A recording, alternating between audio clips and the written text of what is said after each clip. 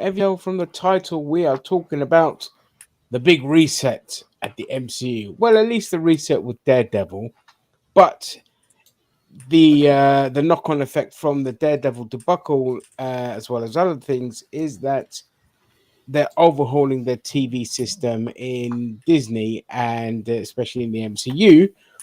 And that's what we're going to talk about. So, the Hollywood Reporter basically did a fantastic article on the mess that was happening behind the scenes at Marvel Studios. And basically, I'm just going to be reading the article verbatim, and myself and my lovely co-hosts are going to be basically talking about it and reacting to it and things like that. So basically, well, screw it. Let's just start with the article. So this is from the Hollywood Reporter. Very good article. Daredevil hits reset button as Marvel overhauls its TV business. Launched during the pandemic with a playbook to shoot $150 million plus seasons with no pilots, the Disney unit is undergoing growing pains and seeing the logic of traditional TV culture. Right, okay.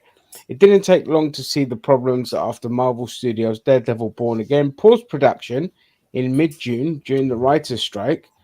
Fewer than half of the series' 18 episodes had been shot, but it was enough for Marvel executives, including Kevin Feige, to review the footage and come away with a clear-eyed assessment the show wasn't working. So in late September, Marvel quietly let go of head writer Chris Ord and Matt Corman and also released the directors for the remainder of the season as part of a significant creative reboot of the series. The Hollywood Reporter has learned. The studio is now on the hunt for new writers and directors for the project, which stars Charlie Cox and, as Cox. Daredevil. Yeah, Cox. Cock. Oh, Cock. Okay.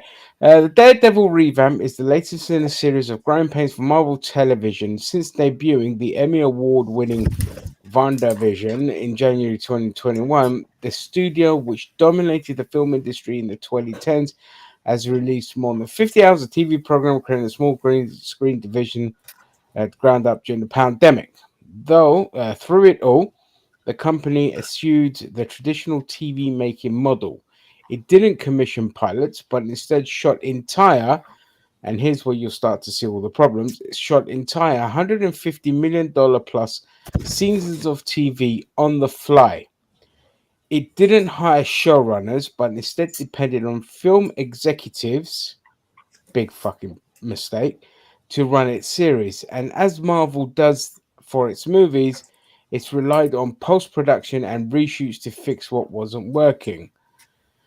Even though they remain along with Star Wars titles, the most watched shows on Disney Plus, Marvel series have recently faced a number of creative challenges and cries of diminishing returns from critics and audience metrics, causing a major shift at the studio to make TV uh, shows the more traditional way. So basically, what was happening is they didn't have showrunners. Every show has showrunner, and the showrunner is the one that puts together all your writers, all your things, just keeps an eye on things creatively. And what was happening is just a bunch of studio execs coming in, a writer here, director there, and this is why a lot of the shows were a tonal mess. They were all over the place and things like that. And here I'm going to put up here an interesting chart, um, just to show you the diminishing viewing figures, which is quite interesting. So let me go Yeah, to Loki's not doing too great, which is a shame. Loki. Season 2 is not doing too Yeah, great, that's what I but mean. Yeah. yeah, but season 1 actually led the way. So if you look at uh, so is the Marvel? I'm going to read this purple box here. Can you see it? All right. Yeah, yeah. Is the Yeah. Marvel TV machine slowing down? After starting strong with its 3 series on Disney Plus, the superhero studio's more recent series offerings haven't reached the same heights. So this is total viewing in minutes. So obviously this is B with a billion. and number of episodes. So as you can see, Loki was top of the bunch. This was season one, followed by WandaVision, then Falcon and the Winter Soldier. Hawkeye surprisingly was quite low. I was actually surprised by that compared to the other ones because like I think supposedly it maybe was the fatigue supposed. was starting to kick in by then, I think so, but and well, no, as well as as not really because it, like She-Hulk was after that, and that's got almost you Four know billion. half a million yeah, but more. incels are all over that shit, man, just to hate on it. Yeah, You know, they probably hate watched it. I hate watching. Yeah, Oh, but it also had 9 episodes compared to Hawkeye 6, so that's obviously going to help it. But yeah, you see like the steady decline. What If didn't get as much. Miss Marvel, yeah, was the lowest of the low. Secret Invasion. But what if was it? What if after a lot of those shows? Before some of those shows, sorry, Uh, what If I think was after Hawkeye, wasn't it? it was before. Was it before Hawkeye? Yeah, Oh, I can't it was, remember. it was definitely before Moon Knight. Yeah, it was definitely before Moonlight, but this isn't in order. This is just viewing figures. Again, with What If being an animation, it was probably not going to be that interesting for people that want the live action stuff. I tried to watch it. It was as naff as Disney's other animations. But yeah, you see here all the diminishing returns. So it's quite, and it's the question of course, is the fatigue kicking in? Probably, that probably plays a part. But that being said, let's carry on reading the article. Let's see. So I'll go past down here. Okay. So who said this? Oh, Brad Gruber. Okay. So we're trying to marry the Marvel culture with the traditional television culture, said Brad Winderbaum, Marvel's head of streaming television and animation. It comes down to how can we tell stories in television that honor what's so great about the source material. Yeah, basically just going back to doing what every other fucking channel and other streaming platforms do, that the format works and isn't a jangled mess. Even Netflix managed to pull it off. Okay, with Daredevil's new direction, Marvel hopes to right the ship on a project with sky high expectations. The show is Marvel's first to feature a hero who already had a very successful series on Netflix running 3 seasons. But sources say that Corman and Ord crafted. Here we go. Right, you ready for this? But sources say that Corman and Ord crafted a legal procedural that did not resemble the Netflix version, known for its action and violence. Cox didn't even show up in costume until the 4th episode. Marvel, after greenlighting the concept, found itself needing to rethink the original intention of the show. So let's bear that in mind. You don't get Daredevil in this costume until the 4th episode. Like, bloody hell. I that is mean, mental.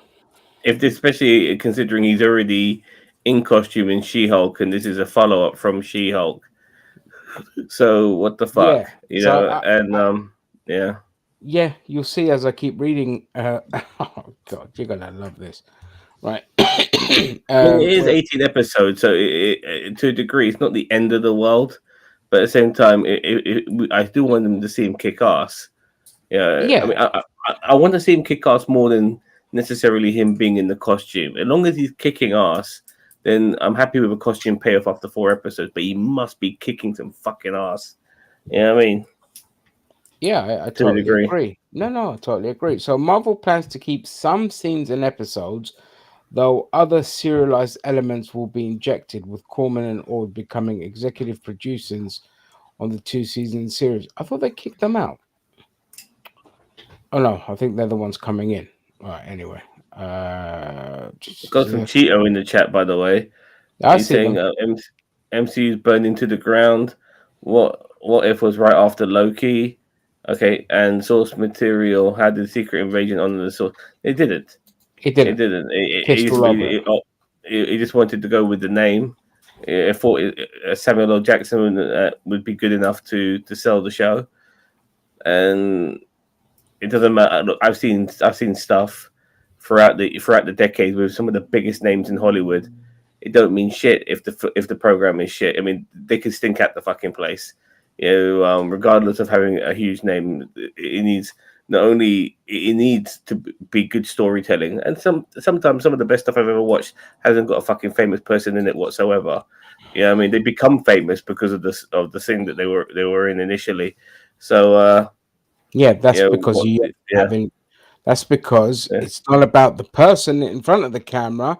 If everyone behind the scenes is running the ship brilliantly, it doesn't fucking matter who's in front. Like they said for years in Hollywood, like the years of the leading man selling a film is dead, and they're right to a degree. They're right. You can put any chump and shit will sell. You don't need doesn't have to be Tom Cruise. I think Tom Cruise is the last, though, in my opinion. He's like the last. He's but I disagree with you. I think that you do need a bankable name to sell the movie. Like, for example, if you see a film with, let's say, I don't know, Leonardo DiCaprio, or a film with, like, I don't know, Jennifer Lawrence, or, Jessica Chastain, or some of these, like, movie stars, you're more likely to see it, especially if you know that they're usually good in, like, 90% of stuff they're in. You're going to get a good performance, because I think now people are a lot more canny about their viewing habits, and I think that but the facts speak for themselves. It's nothing to do with who's starring. Word of mouth is important, dude. Yeah, it's all about the marketing and the critic response and things like that. Those are just the facts. That's why Hollywood said it about a decade ago, that the era of the needing a leading man to sell something is dead. 1917 was a film that was spread through word of mouth. Had no fame. It had some big cameos in it, but their roles was really small. It was mainly focused on our two leading men, and it was a great film. It was one of the best films I saw that particular year. I loved it. There are so many films out there. Trainspotting, when that came out, it made stars of those actors like Ewan McGregor and Robert Carlyle. They became stars from that film. There's so many films. There's a movie I watched way back called Go. I'm not sure if you've seen that. So, they called it with Kate Holmes and a lot of other guys. It was a great film. No famous people in it. It had one guy from fucking Grange Hill from back in the day. Had no famous actors in it whatsoever. Holmes is in it. Yeah, Katie Holmes is in it. Yeah, but she was back then. She was nobody. You know what I mean? And you all start off as nobodies. Even Tom Cruise and all these guys started off as nobodies. So well, look on the flip side. If you look on the flip side with Fight Club had Edward Norton and Brad Pitt in it, and it was a flop in the cinema. Yeah, it was a complete flop. That's because the film never met people's expectations, because the marketing of the film was supposed to be about like fighting, when it really was more of a psychological movie. I think it's a conjoining of a few factors. Let's say, for example, you look at this year and the films that have been uber successful. Why have they been uber successful? It's because they've been well made, well marketed, well received by critics and people. So word of mouth has played an aspect. Like, for example, you look at Barbenheimer, for example. Why did that happen? And it happened because it happened within the community itself. Like, people saw these two movies, which were polar opposites in tone, in the stories they were trying to tell. It all fell down. It all fell down to the marketing. It was really good marketing that got people behind it. Plus, it helps that looking at the big actors in those films as well. By the way, it doesn't matter about the big actors. We've had. No, I'm just saying it did have it. I'm just saying. Yeah, it had it, but it wasn't the selling point. The selling point for Barbie. Who the fuck? Any of us here would have said last year before seeing a trailer that we're looking forward to seeing Barbie. We thought it'd just be a fucking generic pish mess like everything else, But the marketing, and when we saw that first trailer, was like, fucking hell, this thing looks crazy. I want to see it. And Yeah. that's what happens. And I went and saw it in the cinema twice. Yeah, exactly. And the thing is I saw Oppenheimer quite a few. I actually saw that more than once, and it was great both times I saw it. And that's the thing is that there's a reason I went to see it twice. Is because it was a great film.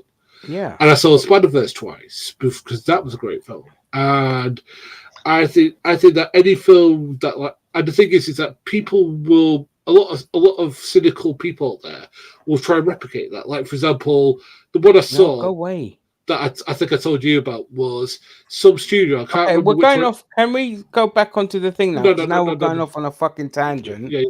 All right. I don't want to go off on a All right. tangent. So what? Right. So, but the thing is, you look at reason that MCU has gone down. It's because the stories have been subpar.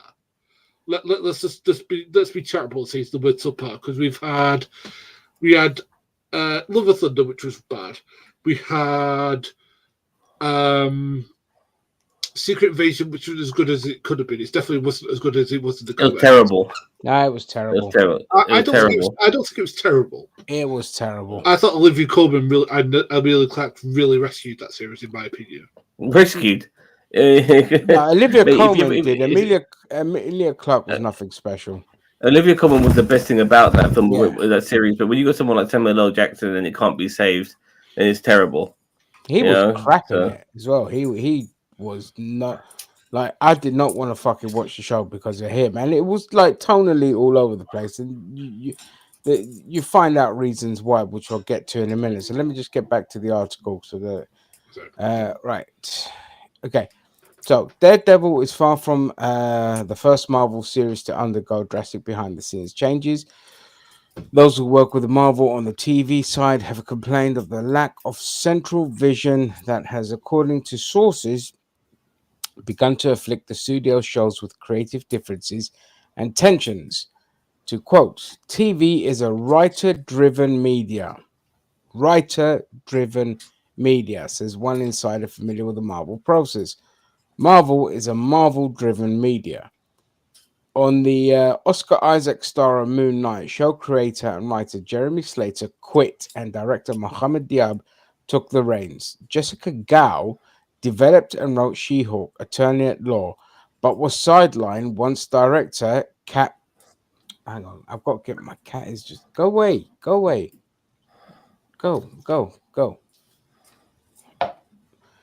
Okay, so right, where was I? So Jessica Gao developed and wrote She-Hulk, Attorney at Law, but was sidelined once director Kat Coiro, God, I butchered that name, came on board. Production was challenging with COVID hitting cast and crew, and Gao was brought back to oversee post-production, a typical showrunner duty, but it's rare. But it's the rare Marvel head writer who had such oversight. So again, talking about She-Hulk here, Moon Knight, I thought it was fine, apart from the last episode, which was a pile of shit. I really enjoyed it. But She-Hulk, again, this goes to show you what a mess it was, and it just like so they Jessica Gao gets sidelined when the director comes in, and then she's then brought back to do post-production. Too many cooks, isn't it? Too many. It's just too many cooks and too much chaos. This is where you need the showrunner. So the showrunner is the one that overlooks all of this stuff. An exec could be like, and it's not just one exec here. It's, they're execs all over the place, but the showrunner is overlooking the whole process, all the post-production, all the in-between things, and all this. And you've got a fucking writer coming in doing this. And she was a disaster because you saw how toxic she was on Twitter. And it just shows you what a mess that show was. Daniel Vance says to give me She-Hulk season 2 already. You know what? If it means them resolving the issues of season 1, I'll give it a shot. Everyone deserves a second chance. I'm all for it. Like she was just garbage. Do you think? Do you think sometimes, from a different perspective, like we got too much, and sometimes watching Marvel feels like work and not entertainment. Like, oh, I need to keep up with all these tidbits of information in every show possible in every aspect, so that way I know what the hell's going on within the MCU. It wouldn't feel like work if they were good. Yeah, I think Gary hit the nail on the head. It feels like work. Yeah, go on. I was going to say, I think Jessica Gal has got the roll end of stick. I think she had a lot of people helicoptering her as he floated over her head, saying, "You have to do this and you have to do that," rather than letting her have her own vision. Hey, it could have flopped. It could have done shit, but at least let her do her own vision. It's the same problem that Gareth Edwards had with Rogue One and all this sort of shit, where people are over the top and they do the story they want to tell, not the one the director wants to sell. Well, Rogue One had a pretty smooth production. It's just that towards the end, when they had to make the changes, Gareth Edwards couldn't be there for it, and they had wanted to. They clashed. I'm not saying they didn't clash, but they clashed because he wanted the heroes to die in the end, and Kathleen Kennedy didn't. And then in the end, they agreed, no, actually, it makes for the better story, but Gareth couldn't finish it, so Gilroy came in to finish it. So relatively speaking, but if you look at other things like Solo, that was a fucking mess. How many writers and directors did they go through? And still better than the sequels. Yeah, but back to the MCU, you know, again, She-Hulk is one of the worst fucking shows that they've made. I think it's maybe sometimes it's hard to be good when you've got variety of different writers, variety of different shows, all somehow trying to be in this connective universe, you know, trying to make sense of everything and all of that. It's certain things leading up to certain things, you know, it ends up becoming very hard to digest everything, and in a way that almost tampers with what you're watching, but it doesn't make it necessarily enjoyable because it is in this supposed connective universe, and it is trying to be all connected and you're trying to look for certain things like Eternals, for instance. Like I've said this before, I'll say it again. There's a fucking giant space alien monster sticking out of Earth, and that still has not been addressed in any other aspect of the MCU other than maybe a small article in a newspaper on She-Hulk. Yeah, that's something that's coming up. I think in the Marvels or something's coming up. They're going to address it. But that's massive. You know what I mean? Like that should be seriously addressed. Like when, Thor: Love and Thunder happened after Eternals, correct? Oh, sorry, what? Thor: Love and Thunder happened. How the hell when Thor was coming to Earth, he's not trying to have a look at this giant space alien thing sticking out of Earth? Like, why is he not investigating it? You know, like. Here's what I'd say is the problem. Gary, 1 second. Let me just get to the comments. I'm just saying there's no connection. There's not enough connections making everything feel like it's depending on the volume. That's why the OG movies look so real. And last comment, She-Hulk rocked. You just didn't understand it. What was it to understand? It was bad. I think you're taking the piss, but I'm just saying at least it was able, like when you had less Avenger characters and less stuff, it was able to connect things a lot better. But now there's so much shit, you know, the connections are just not there. You know, everything like Secret Invasion just felt like its own self-contained thing when it shouldn't. It should have a bigger impact in the MCU total. It's massive, but it will never be that now. It's just a self-contained piece of shit, that will never have the impact it should have. I'm sorry, I apologize. They're out the cage. Stick them in a cage, right, or eat them. Monday. But yeah, I do agree with Sam. I think what the MCU needs to do is go back to making it a smaller team, like have it a little bit more, like focused. Because I think that at the moment they're so unfocused, and like they have a great arc that they could do with the upcoming Kang Legacy thing, but at the moment, I can honestly tell you, I don't really care, and that's the worst thing you could ever do with anything is stop caring. But the thing is as well, like, so for example, if we look at Loki season 2, so episode 1, magnificent, agreed, fucking frantic, brilliant. Episode 2, I didn't like it.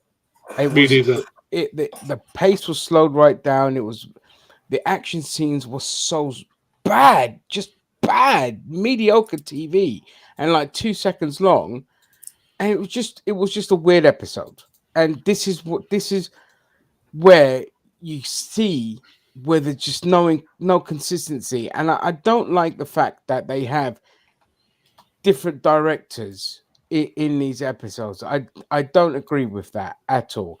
Or at least if you do have that, what's lacking is a head writer. Okay, because there's a lack of writer and lack of writers' rooms, because that's been a big issue. Again, this is why we have like the writer strike, and this is why a lot of the writing is bad, because writers are treated like second-class citizens, and they're just an afterthought. They're like, yeah, write something up, and then the director will take it. Well, no, it shouldn't be like that. There should be a symbiosis between the writer and the director putting the product together. And then with them two in there, you wouldn't need so many fucking producers hanging around on top. And then if you have Oh, a mate.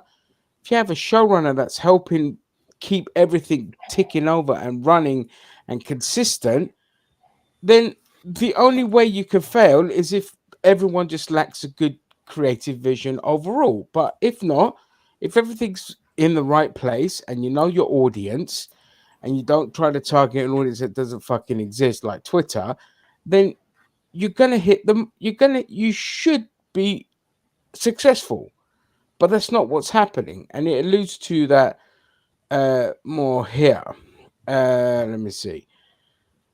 Right. See, even though the company does not have a writer's first approach to TV, directors could feel shortchanged as well. The whole fix it in post attitude makes it feel like a director doesn't matter sometimes, says one person familiar with the process. See, as it Sounds like shows, a day one patch for a video game. exactly, mate, exactly. As it shows, as it's God, this article's full of grammatical errors. As its shows ramped up during the pandemic, Marvel stepped outside its usual staffing approach and brought in outside execs after years of internally promoting creatives who had been sufficiently trained in the Marvel method. This this change felt most severely on Secret Invasion, the Samuel Jackson led thriller that stands as Marvel's worst reviewed series. Kyle Bradstreet, a writer and executive producer on USA Network Emmy Award winning Mr. Robot, had been working on the scripts for Secret Invasion for about a year when he was abruptly replaced after Marvel decided on a different direction.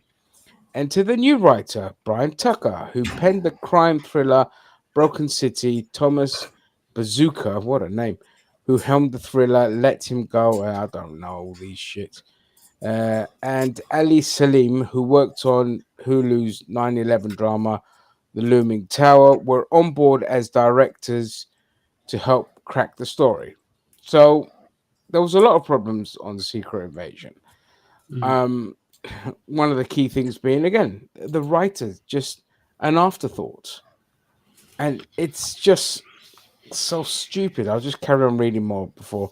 So far, so normal. At least by Marvel's creative development standards, details are murky, but what happened next in the summer of 2022 debilitated the production as factions became entrenched and leaders vied for supremacy during Secret Invasion's pre production in London. It was weeks of people not getting along and it erupted, says Insider. Marvel declined to directly comment on the matter. the company the company dispatched Jonathan Schwartz, a senior executive and member of Marvel's creative steering committee known as the Parliament, to get Secret Invasion back on track when it was falling behind schedule and on the verge of losing some actors because of other commitments. By early September, a good portion of the Secret Invasion team had been replaced with new line producers, unit production managers, and assistant directors. And Bazooka, who was supposed to direct 3 episodes, left the show because of new scheduling conflicts. The Marvel executives overseeing the show, Chris Gary, was reassigned, and according to sources, is expected to depart Marvel when his contract is up at the end of the year. As it moves forward, Marvel is okay. So there was a lot of fights basically that were happening on Secret Invasion. And even the aftermath of that, do you guys remember the director's reaction on Twitter to the Yeah, criticisms? it was really bad. It was stupid. He was so cringe. Yes, but I mean, in their defence, and I'm going to go in defence. When you direct something, you are very protective of it because it is like your child. Because you've been with it for what 2 years, 3 years. So, but you've got to handle criticism the right way. Yeah, and he didn't. And it alludes to just, your typical, just directors are always just very fucking fragile. You've got to massage their ego a lot, unfortunately. So let's see. Okay, so as it moves forward, Marvel is making concrete changes in how it makes TV. It now plans to hire showrunners. Girls post production work on She-Hulk help Marvel see what where it would be helpful for its shows to have a creative, thorough line from start to finish. I mean, the fact that it took them that and not the other shows that were also a mess. Anyway, so in terms, we've only grown comfortable, but also learned to embrace, says Winderbaum of showrunners and Marvel TV's intention to hire them. The studio also plans on having full-time TV executives rather than having executives straddle both TV and film. We need executives that are dedicated to this medium, that are going to focus on streaming, focus on television, says Winderbaum, because there are two different forms. Duh. It also is revamping its development process. Showrunners will write pilots and show Bibles. Not show an actual Bible. It's a show Bible. It's a thing. The days of Marvel shooting an entire series from She-Hulk to Secret Invasion, then looking at what's working and what's not, are done. So again, don't forget, a lot of this will fix it in post stuff is what used to drive this is why a lot of the special effects were really naff as well. Fix what in post as well? Like, how you gonna? If it's shit, I mean, what are you gonna Reshoot. do? Like touch up Yeah, or don't do reshoots? reshoots. Yeah, reshoots. That's what fix it in post means. They'll go back, do reshoots. It's in everyone's contract that they're obligated to do reshoots if needed. And but that's why the effects were a fucking mess as well, because it's like you got people coming in who don't know how to work with visual effects, and then they're sending it off to the visual effects companies, and then they're constantly making changes last minute and all this kind of shit. So it just shows you what an absolute fucking shambles it was. It was like basically Sony Studios running the show. That's what it sounds like. Okay. It's also Commentators. I treat yeah. the different directors as almost meta, like Sylvie calls the everything is possible, past, present, future, and all times are colliding. Um, if you're going to have a generic lead, story needs to be compelling to cover the lack of action. Yeah. Right. So let me see. Okay. And just as Loki, which returned on October 5th, marked Marvel's first season 2 of a series out of 9 TV shows to date, the studio plans on leaning into the idea of multi-season serialized TV, stepping away from the limited series format that has defined it.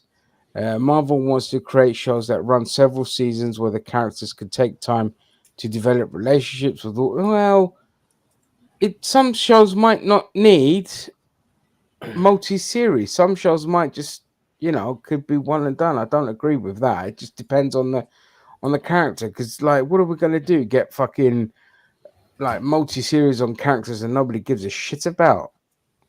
Marvel wants to run several seasons, develop relationships, rather than feeling as if they are set up for big crossover events. Some of its next shows, in fact, promised to be more personal stories. Echo, which premieres in January, is a grounded crime story with few That visual should have come effects. out this year. Huh? That should have come out this year, by the way. Yeah, they just pushed everything back, revolving around the deaf Native American anti-hero Maya Lopez. Wonder Man, a show that was paused because of the writers and actors strike, is meant to be a behind-the-scenes look at Hollywood and a character study of Simon Williams.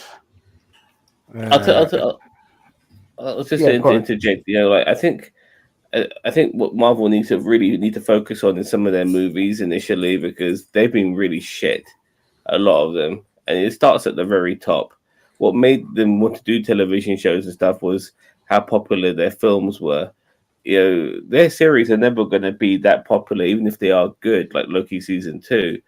If the films are not doing well, and the films haven't been doing well, they've been really shit.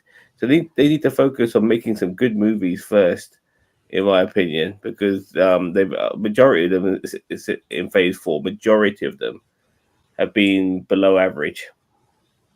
Yeah, I mean, look, they're running into the issue now of making films with characters that people don't give a fuck about. As sad as that is, and Well, they did that with like Guardians of the Galaxy and stuff like that, and then even Ant Man. It, yeah, no, it, it I worked. mean, like, moving forward from this point, they've got that weird, like, oh no, I'll take that back because yeah, Ant Man flopped. Guardians did well, but that's because people invested in Guardians. But again, that's familiar characters that people loved. And all the new ones So, coming in, nobody really gives a I fuck mean, Ant about Man because they've didn't so do poorly too bad. They handled. managed to make a trilogy out of it. okay, And so if I would, yeah. I want to ask. So, what would you say was the issue with? Would you, if you could put your finger on it, why did people not go and watch Ant Man? I mean, my Because it was thing, poorly reviewed. Quantumania.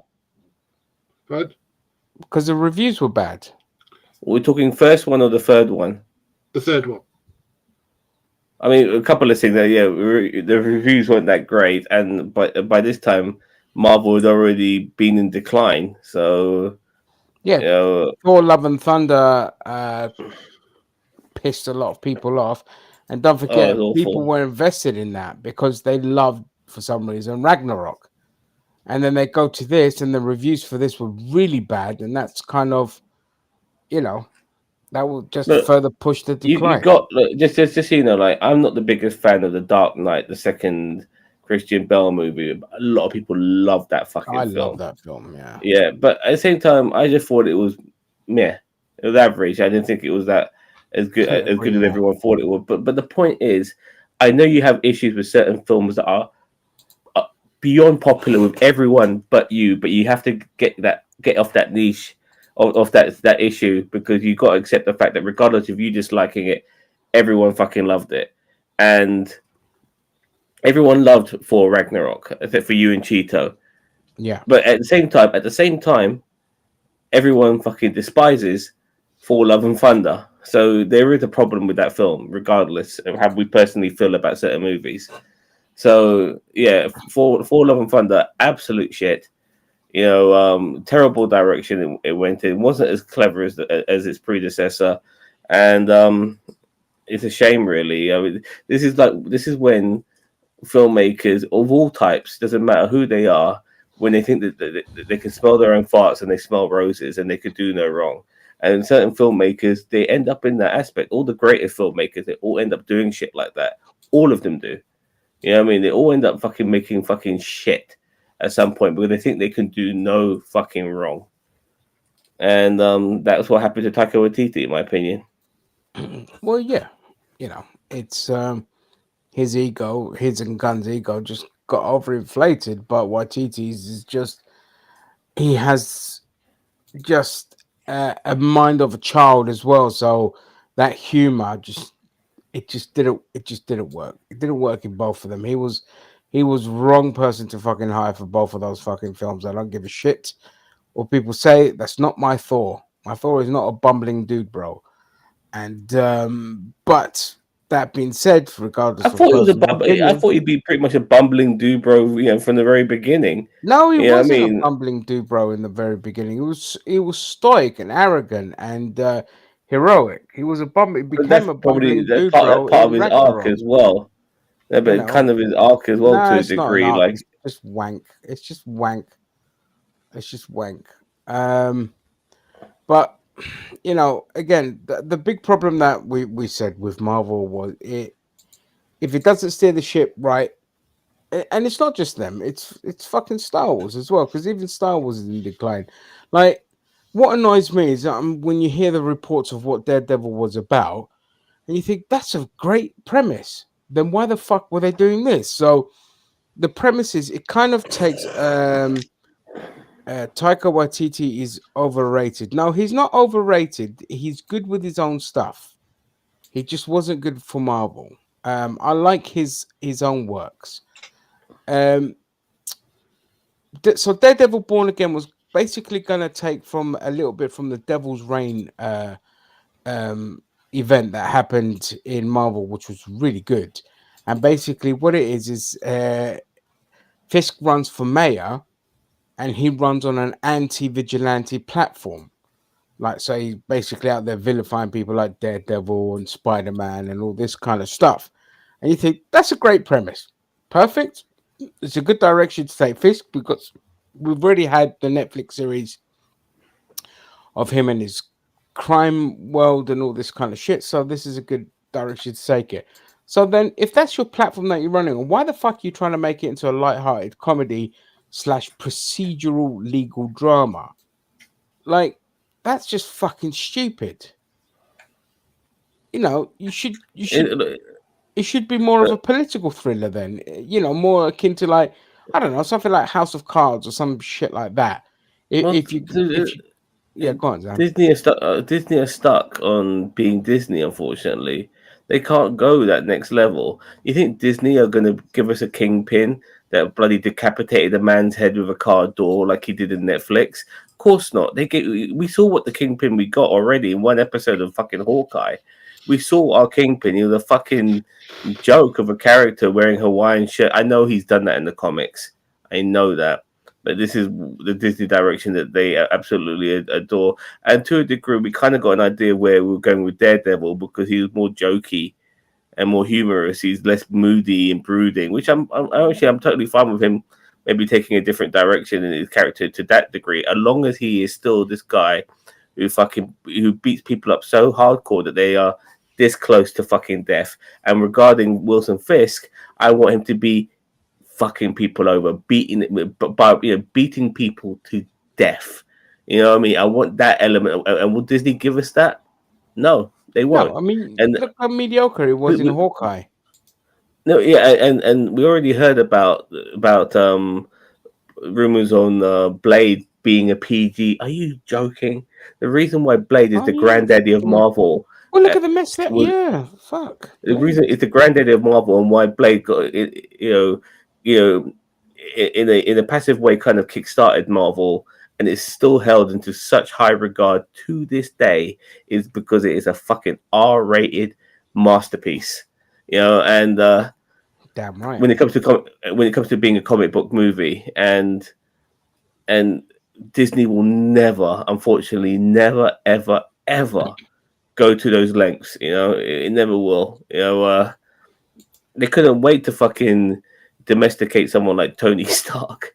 You know, this guy was fucking around and shit. God knows how many STDs he's got, but they couldn't fucking wait to fucking domesticate. You know, all these characters, domesticate them to certain degrees, make them more homely and Disneyfy them. And that's my problem. But that's a massive problem I have. Hang on, that's a massive problem I have with Disney in general. Is they cuck their characters compared to how they are in the comic books. They mold them back into that kind of nuclear family mode that Disney likes, that generic shit of no, our heroes can't be complicated. It's black, it's white.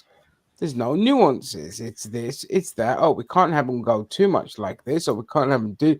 We can't have Tony Stark being a Lothario. He has to settle down. We can't. It's just like, stop trying to homogenize and fucking sanitize these comic book characters, these wonderfully weird, complex characters. Yeah, that's a great point, Sam. Gaz, go. And Frank Castle. Sorry, Gary. And Frank Castle as well. Like, he's going to be in Daredevil. I mean, what the hell is he going to be about? This guy, he kills people. That's his sense of justice. He kills them. You know, if you're a bad dude. There's no second chances for you. There's no going to jail. You are dead. Can fucking Disney do that with Frank Castle, the Punisher? I doubt it. I doubt it very much. I don't know. I mean, they did do it with Moon Knight, but again, they did Moon Knight kill? He fucking murdered loads of people when he switched Off screen. personas. Yeah, it was off screen. Yeah. It was But flashing. But again, that's how Disney handles mature yeah, but material. You know? apparently, but that persona of his is the bad persona. You Yeah, know what I mean, and yeah, all no, of that yeah. stuff. Yeah, but regarding just Frank Castle being himself, being the main character, you know, this guy's our hero. This guy, he does. You know, look, there are people out there who don't deserve a second chance, and Frank Castle very graciously doesn't give them that second chance. He kills these motherfuckers, and I would love to see if Disney could pull that off. I'll be very happy. Sorry, Gary, you can chime in, mate. I was just going to say, because I think the Iron Man getting with, was it Pepper, was 2, and I think that was before the Disney strike, wasn't it? Disney bought Fox. No, Was it not? she was in there, but they weren't in a relationship.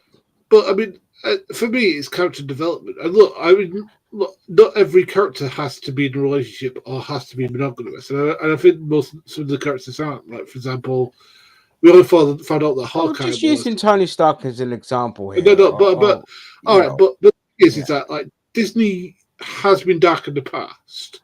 It's whether they're willing to take that risk and do it again. And Like what? Was it, like the Black Cauldron, for example. Like the Black Cauldron. Black Cauldron. Yeah. No, Black Hole. Take me back to 80s Disney, mate. 80s Disney had Have balls. you never seen the Black Cauldron, Zab? I'm not sure. It's fucking fantastic. animation. It's One of the best animations they've ever made. Yeah, it's literally like it's kind of like Lord of the Rings a little bit, but it's a lot shorter. And it is a very dark film. It's like because he's got John Hurt as a bad guy, which it already sold me. But it's fucking fantastic. And the thing is that it. Yeah, do you know that's the sad thing, guys? Like, not even the MCU stuff has gone to a place as dark as Black Cauldron did. You know, Anyway, sorry, go on, carry on. But the thing is that we need something different than what we've been getting, and I think we need that sort of like gritty, do you like the first Daredevil show was? Yeah. Something that's gritty. Like, I mean, that's why I hope if they do the Punisher, they let. Deadpool was so popular as well, dude. Like Deadpool was a breath of fresh air because it came out during the MCU era, and it just felt so different to some of the by numbers stuff that we were getting, and you know that's why people appreciate it. I just want a bit of alternatives. I want stuff that's a bit more R-rated, a bit more gory, you know, a bit more down to earth, a few more F-bombs. You know what I mean? You know, just that's really I'm gagging for that. I'm gagging for it, man. What I want to see is I'd love to just see more kind of just unique creativity to brought to a product. Everything is the fucking same, and it's across the board with Disney. Like, it doesn't matter if you're watching their kids shows, it doesn't matter if you're watching fucking Star Wars or Marvel or Pixar or anything. They all feel the bloody same. The characters all feel the same. Everything's the same. And for me, it's just there's no real fun watching it. Like, Ahsoka had its moments, but it was a drag to watch. You know, so like Star Wars is also hanging on a fucking thread. It needs drastic change, and what it needs is it needs to allow more like Tony Gilroy, more like that, who comes in and just takes complete control of the project and does it their way, their vision that feels different to what you've got within that universe. And for me, like as much as the multiverse had its problems, Doctor Strange and the multiverse had its problems, I still kind of loved Sam Raimi's vision in that film and his direction and the photography and all of that. It's just, and I love the film for what it was. Just the multiverse stuff is what sucked. And so, if it wasn't a multiversal film and was just more like the dark horror elements that we got in it, that would have been, I think that would have just gone down way better with fans than what it did. But when you call something, the multiverse of madness, and your multiverse is basically shit, I think that's where people get stuck on. But if you take away that and just look at just the artistic visuals in that film, it was amazing. And Agreed. yeah, and I want more I of think that. I want to see a director comes in and it doesn't feel like it's a director's film. It just feels like it's a Kevin Feige film. There's no Yeah, I unique mean, approach. what I want is a filmmaker to come in and do their own vision. That's why Yeah, I mean the thing is that I don't know if there's going to be like a named director that comes in and does it. Because the thing is that because a lot of them know that if they come in and do it, they're going to get flaming, what's the word? Have somebody over their shoulder saying this is what you have to do, and it's annoying because the thing is that I know people get on Christopher Nolan a lot, but the reason he got sick of doing the Batman stuff is because people are over his shoulder saying you have to do this, you have to do that, you have to do the other, you have to do this, you have to include this person, you have to include that, you have to do this, you have to do that. It's like where can I be an artist? Where can I be creative for this shit? yeah. I think that's one of the big issues you have when you have um what like with the MCU, for example, because everything's connected.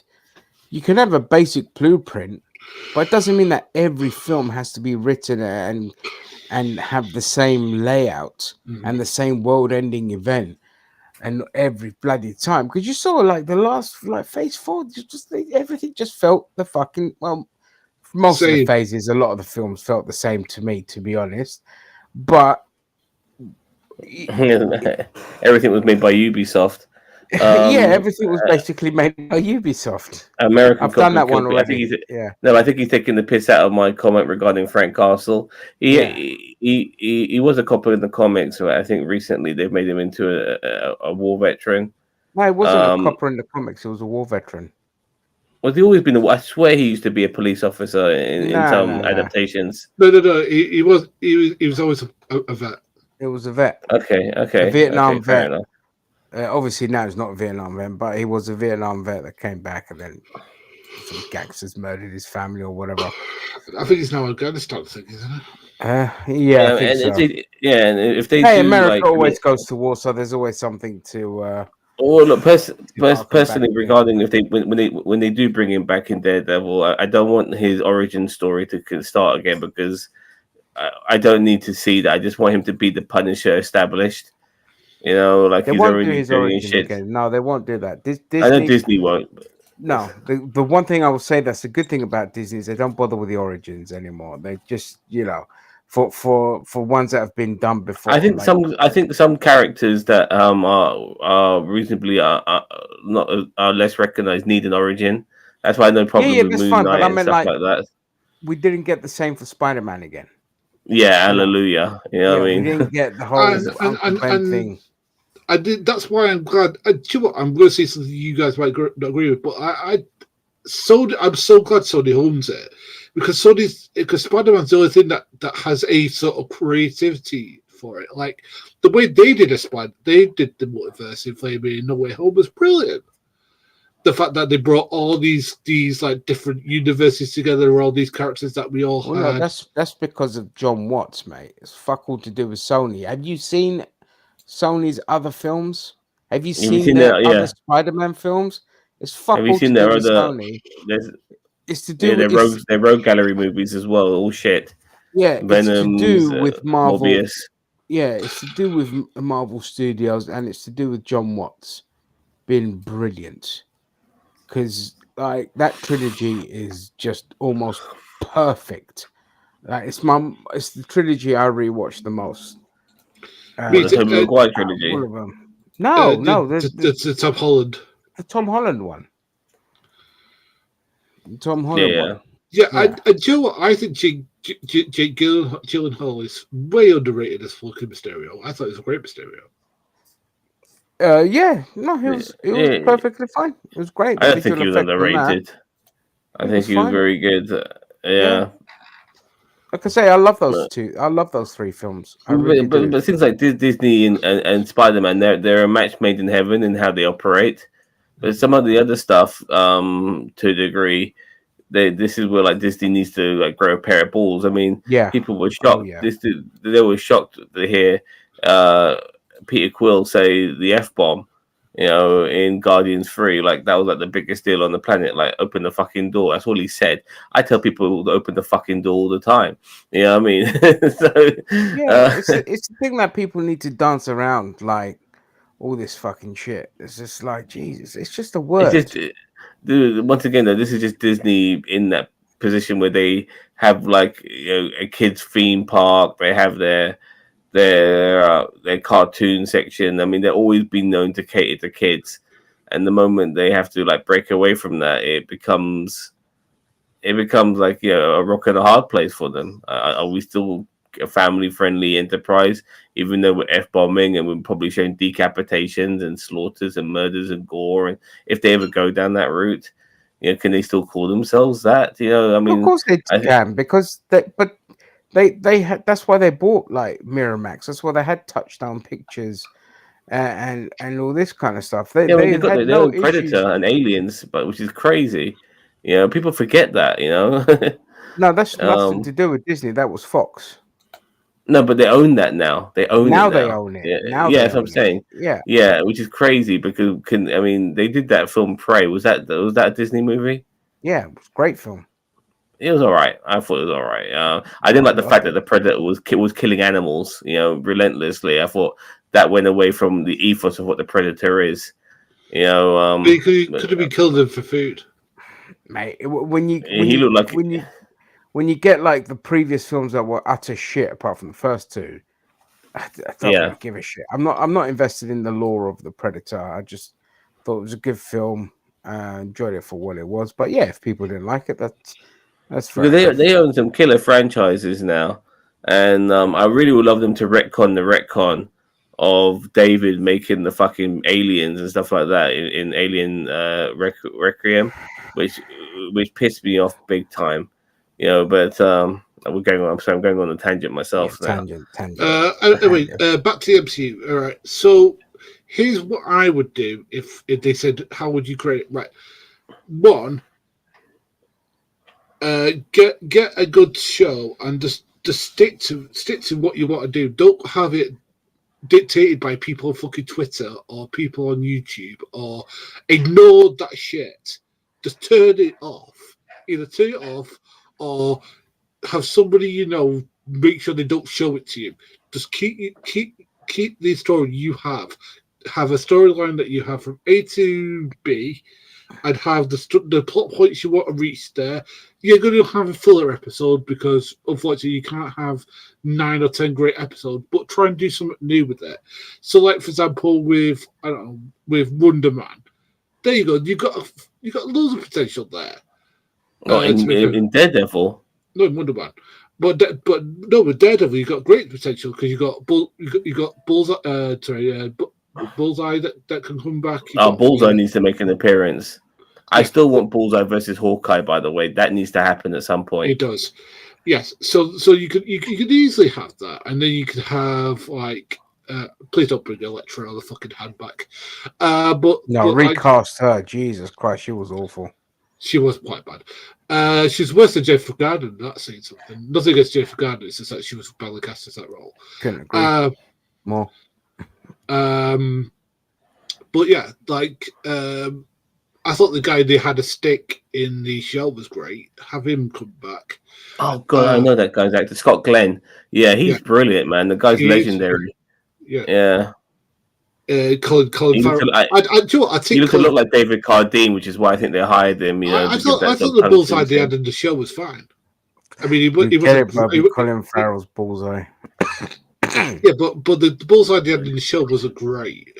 I mean, he was Colin fine. Farrell's Penguin now, so we're not going to see him anytime soon as Bullseye. I'm trying to think what else they could do. If you're gonna, as I said, like if you're gonna do, like for example, Blade, for example, make that an 18. Don't give a shit about the kids, right? Make it a 15 or 18. It'll be a 15 over here because It's very rare films for 18 over here, even ones with blood and violence and nudity. There'll be a 15 here, which But is yeah, R-rated in America. yeah, have it where it basically like the original Blade, which kicked ass. Yeah, Of I that, mean, for fuck's sake, if you're doing Daredevil, that's R-rated. You know, Daredevil and Wolverine, which is an R-rated film. Okay, don't forget that. That's in the making. Deadpool 3. All right, and that's R-rated. Then why the fuck would you make Blade a PG-13? Is it because you don't want your black leading man to be an overly violent character or something? Like it just doesn't make any fucking sense. Do you want to You were market stylish Blade as to fuck, kids dude. just because it's a black leading man or something like that? Like I can't understand the logic of it. I'm just trying to get into the I hate to use the word, but you know, the kind of liberal mindset here of how they would think to make Blade PG-13. It's like that should have been the one. That should have been your film where you say, Then hey, he's gonna be we're going jokey and humorous, R-rated. and he'd Yeah. be he'd be high fiving Whistler. You know what I mean, and all that Yeah. sort of shit. Oh my god, who they're gonna make And they're Whistler? gonna By the cuck him way, to some side character as well. Whistler Make him needs to be also a veteran actor. By the way, like I don't want him being played by no. I really want Whistler to be somebody John we all. I Cleese. mean, Chris Christopherson was a great Whistler. I think I think he gets Sorry, Sam, I'm blocking your face. no problem. I think he gets a bad rap. Not bad rap, but I don't think he gets recognized as much. Sorry, go and read the comment. So if you make a movie where all the blood you see is colored black to make it work for the Chinese market, it doesn't get the same rating because it doesn't technically show blood. Well, for the Chinese market, they edit films out. They don't necessarily release everything verbatim. You know, they edit a lot of bits out. So you can make the stupid Chinese cut that doesn't show blood. Everything, you know, I really feel as human beings that we are being treated like fucking idiots because blood's now becoming black. Every time I watch something on YouTube, you know, they're cutting out any swear words. You know, like even when the chant when the fans are going holy shit in wrestling, you know, when they're all chanting that, that's getting edited out. You know, it's just like the kid gloves we've It's been treated with. advertisers are stuck in the 50s, mate. They're just stuck in the 50s. They think that we think that if a product that they're advertising on has some swearing and violence and all that, we're not going to buy their product. I don't give a fuck about your stupid product. You know, I'm so sick of having I don't think anything should have a rating system, full stop. You know, I just don't believe in a rating system. Like, I don't care. Like, you have your genre, your pornos is its own thing, but everything else just doesn't need a fucking rating system. Like, look, we're the generation that grew up as like 5, 6, 7, 8 year olds watching things like fucking Robocops and insert 80s film with tits and pussies and all this Yeah, I kind wish of Cheeto stuff. was here with us. Right? I hope he's listening to because I just remember like him hearing us talk about how we were watching adult rated stuff as single digit kids. You know, Yeah. he found that astonishing. No wonder he's so fucking milk toast. Yeah, yeah, I love I Terminator don't think ratings are Nightmare on Elm stupid. Street. I just think the way that the American ratings board does it is stupid. Well, the BBFC as well is No, the BBC BBFC. are good. BBFC are good. No, they're just they could be just as draconian. You know, I No, mean, no, no. What they do is they delist all the problems that a parent make because a parent can make their own choice whether they want to show it to their kid or not. we're a bit more lenient with the rating system here, but we still have like, you know, we could still be a bit draconian here as well. But the Americans are worse for it because again, they're beholden to fucking moronic Christians and that. So it's just like Yeah, they're all good with you're showing guns and cursing. violence, but yeah, the moment you say a fucking f bomb, oh my god, you know, Yeah, they will like, have a meltdown. It's like, don't fucking watch it then. You know, just don't watch it. Like, there shouldn't be. Like, tomorrow, I'd be like, yeah, there's no more rating systems. Porno is porno. You have to be 18 to watch that. But everything else, so be it. You know, it's not going to, there's no evidence to show that it traumatizes children. In fact, it's quite the fucking opposite. It gives them better skills with dealing with better problem solving skills, etc. It's just stop forcing your insecurities onto your children. And if you take away the rating systems, then that just opens up Pandora's box of beauty in creativity again. You know, Yeah, that because and so without getting too political, like I think because the powers that be want kids to still be naive and stupid and dumb and manipulate and being able to be manipulated. And so if they are not aware of certain things in this world and they are sheltered from it, then they could easily be, as I said, manipulated. But well, when I they're think able to see things, when it comes to yeah. things like TV shows and all of that, parents just because they live a sheltered life and all this kind of shit, they don't like what they see on TV, and because they don't like it, they want to control what their kid watches, and it's like passing on. Like we didn't have that growing up. Our parents didn't give a shit.